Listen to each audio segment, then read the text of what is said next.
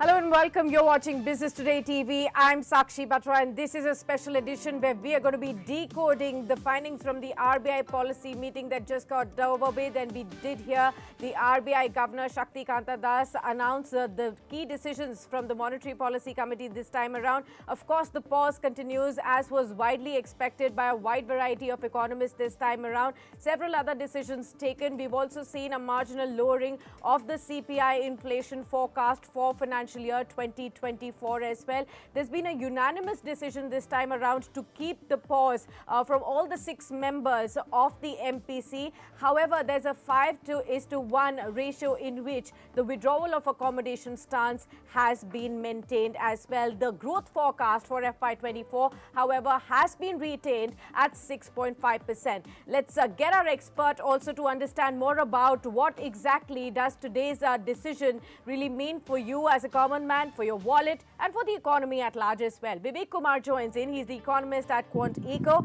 Welcome, Vivek, and thank you so much for taking the time out for this discussion. Well, the crucial policy is now out. I wanted to ask you, on a scale of 1:10, how happy are you with the policy? Good morning, Sakshi, and thank you for having me on the show. We would say that we are completely happy. It's 100% in line with expectations, so no surprises at all there, and gives more confidence about how the economy has progressed so far and how it is likely to progress in the coming quarters. Absolutely. Let's, did you expect a pause as well? And, going forward, how long is this pause likely to continue is something that all the viewers may be wanting to understand from you now. Right. So we were in the camp who were expecting a pause and no change on the stance as well. Okay. Now, as far as the interest rate decision is concerned, going forward, we expect the monetary policy rate to be completely unchanged through the course of 2023. Okay, so a rate cycle reversal, if at all, may only come next year, not this year at all. Not this year. Most likely that is what is likely to happen according to us. Okay, so is the RBI going to be waiting for the Fed to blink first and then take a recourse as far as the rate cut cycle is concerned? Because the RBI has actually taken the first steps to a pause. But for the rate cuts, how is the RBI going to go forward? I think in both these economies, you have different set of challenges. In case of Federal Reserve, the idea is to engineer a slowdown, engineer a soft landing. And that soft landing is expected to drive down inflation towards their goal of 2 percentage points. Now, that in Fed's own projections, if you look at how the FOMC is projecting on a median basis, is not likely to happen in 2023, not likely to happen in 2024. Maybe by 2025 is what they are expecting the inflation target to be met. So it's a tall order for them, a slightly challenging task, given the backdrop of COVID-induced liquidity and the COVID-induced fiscal support, which was one of the most significant across the world. Now, in case of India, our challenges are different. We have, you could say that, completed half of what we would have ideally desired, which was that, let inflation come back to the target band. So that was Correct. on top priority for us. And the recent numbers give us comfort that now inflation is well within the target band of 2 to 6%, with 4% as the midterm point. Now, looking at how the RBI is projecting and looking at maybe where the market participants are projecting, I guess by and large, there is some degree of comfort that inflation would be somewhere closer to 5.5 at best, even if you take the upside risks into account. And that gives you the confidence that first part of the objective is most likely to be met in FY24. Now, there is another objective which the governor did allude to towards the end of his speech, and he said that this is a battle half won. We've done good, but the last leg of the journey is often most challenging. And we have to make sure that we persevere on those lines and make sure that inflation glides slowly towards the 4% target. Now, whether that's going to happen in FY24, clearly it's not happening, because that is what their projections are also telling us. We can maybe make an intelligent guess that RBI could probably keep interest rates and liquidity in such a zone so as to ensure that inflation glides further lower towards the 4% target in FY25. So that is what the hope would be. Okay. There was many who were wondering how long will the RBI really persist with the withdrawal of liquidity stance, and which is also a jargon for that. We are not done with the rate hikes yet. What is your thought here?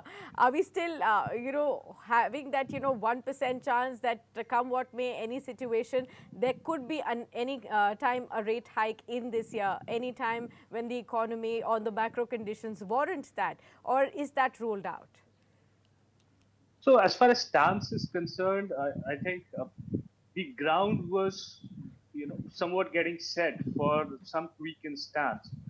But in came the 2000 rupee note announcement.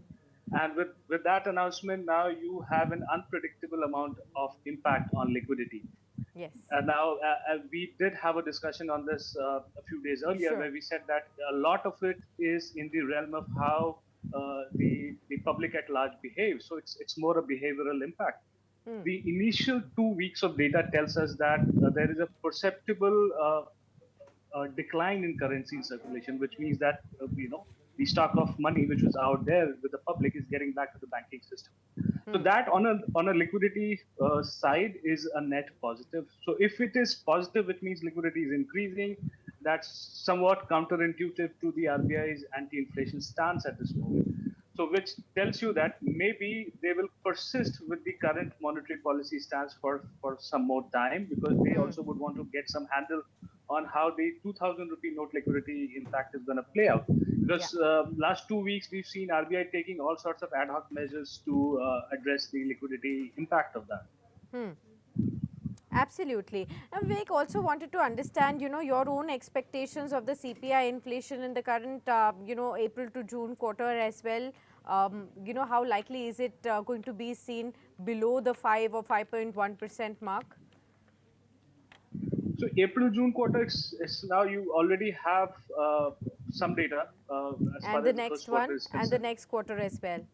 and the next quarter as well. So it's quite likely that April June will be definitely below 5%.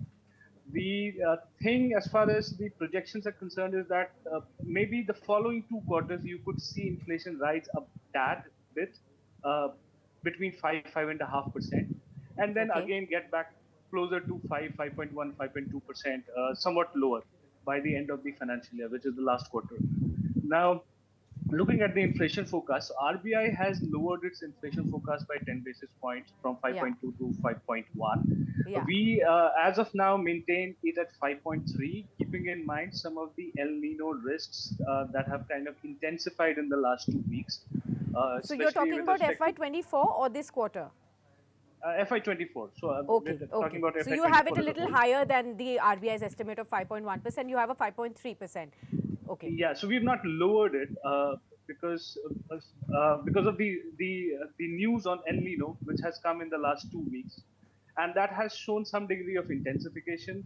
Plus, the onset of monsoon in India has also been delayed twice, so that is a risk that's worth keeping in watch, and we would probably take a call on inflation towards the end of June, when we have some more clarity on how the monsoon has started, what is the likelihood of the impact of El Nino, which is probably going to take place either in the month of July or probably in the month of August. So maybe by end of June, we'll be in a position to take that call.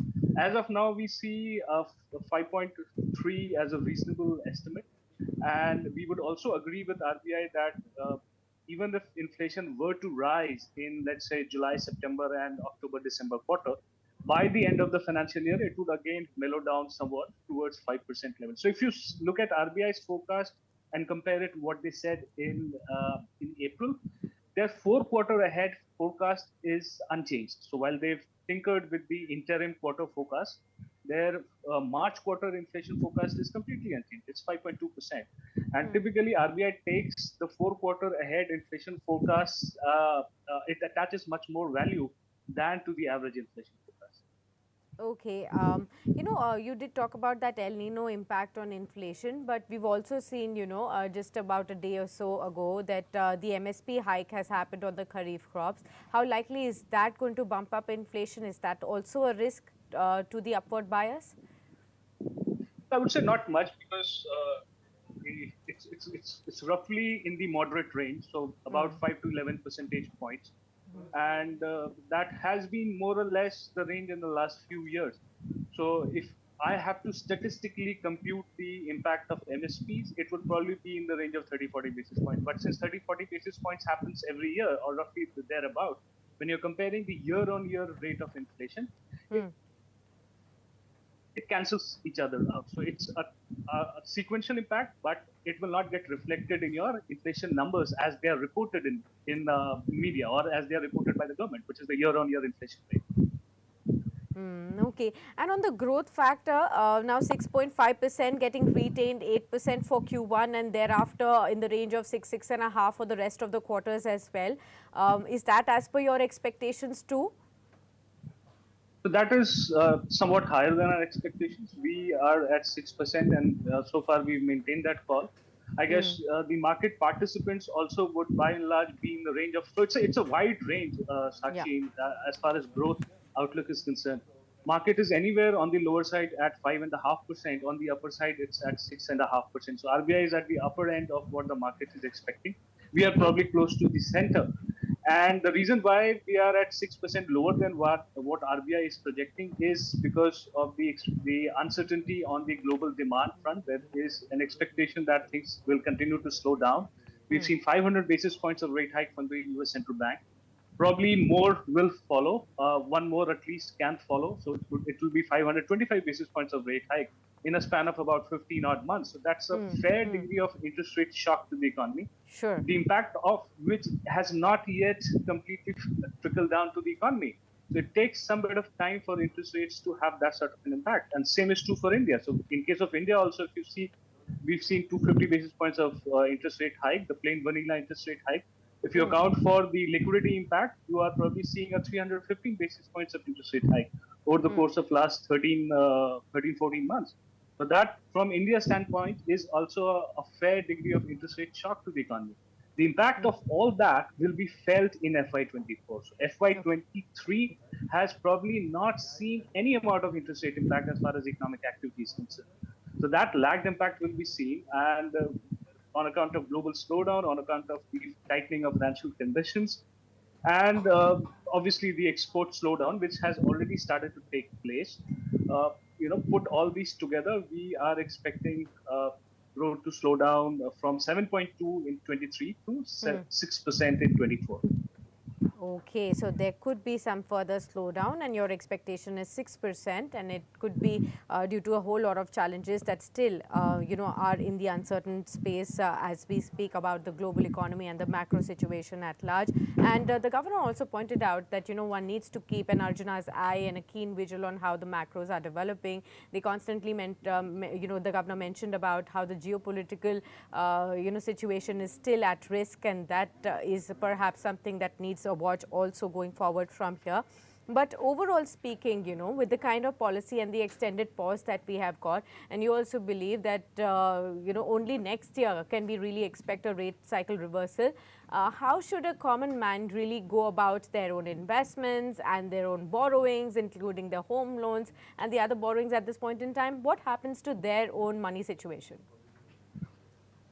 So from a common man perspective, I guess, if let's say you're talking about a borrower, Yeah. then from a borrower's perspective, we are close to the peak of the interest rate cycle. So while RBI policy rate might have already peaked, the banking sector rates will probably peak out Okay. in either this quarter or maybe in the next few months. So we are close to that peak. And from a borrower side, you could argue that the pain of interest rates is most likely going to be over. So, so maybe from a 1 year down the line perspective, things would be somewhat softer than what they are currently. So that's good news from the borrower side. From the lender, from the depositor side, I guess it's again so depositors and the borrowers, they are two sides of the same coin. If somebody is benefiting, the other person is always losing. So from a depositor side, I guess this is probably the best time. You'll see interest rates at near high levels in the current cycle, and you could book as much as possible at current levels of interest rates. Okay. As far as the demand situation internally is concerned, what did you make of the comments of especially the rural economy that the governor was really alluding to, and what can we decipher from here on for the second half of the calendar year? Sure. So the rural economy was coming out from a soft patch, and things had started to look up recently.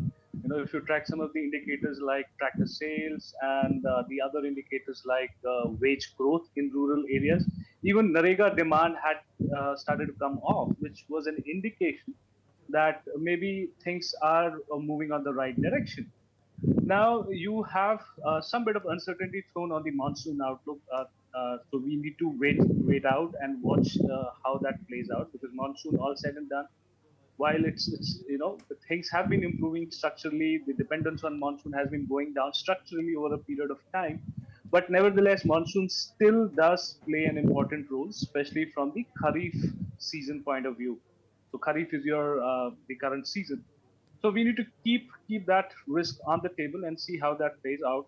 If at all, let's say the risk intensifies from a monsoon perspective, we believe the government will have some degree of wherewithal to address that, because they had cut down some bit of spending vis-a-vis last year, and let's say the surprise a benefit that they've received from some of the unexpected quarters, like extra RBI dividend, that could possibly get fueled or channeled towards extra rural spending, if at all there is a severe monsoon risk, which could have a lasting impact on the rural side of the income.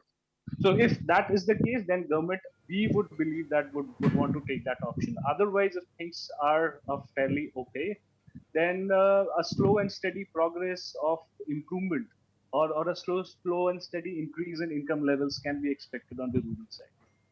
Okay, all right. And with that, thank you so much, Vivek, for being with us on the show and decoding the key policy decisions announced by the Governor Governor of RBI, Shaktikanta Das. And we shall continue to debate more about, what are the announcements and, how they really impact you and the economy at large throughout the trading session as well as afterwards as well. We'll be also looking at the press conference and the comments that are made by the Governor in the press conference later this afternoon as well. Thank you so much, Vivek. Great having you with us. And with that, let's also look at how the markets are shaping up. 146 odd points up in trade. So definitely markets cheering the announcements right now, mostly on anticipated lines, especially as far as the kind of key policy rate being unchanged is concerned. The withdrawal also coming in at a 5:1 ratio as of now. A slight lowering of the inflation forecast, retaining of the GDP forecast at 6.5, which is better than most of the world forecasts that we have at this point in time. Currently 771 for the Nifty right now, and the Sensex hovering at 63,293 odd levels. So continuous momentum in the markets on the upside. Where do the markets go further from here is the question that we will continue to ask all our stock market experts as well. So do stay with us on Business Today TV. Don't forget to subscribe to this channel and also continue to engage with us on our other social media platforms as well. Until then, thanks for tuning in.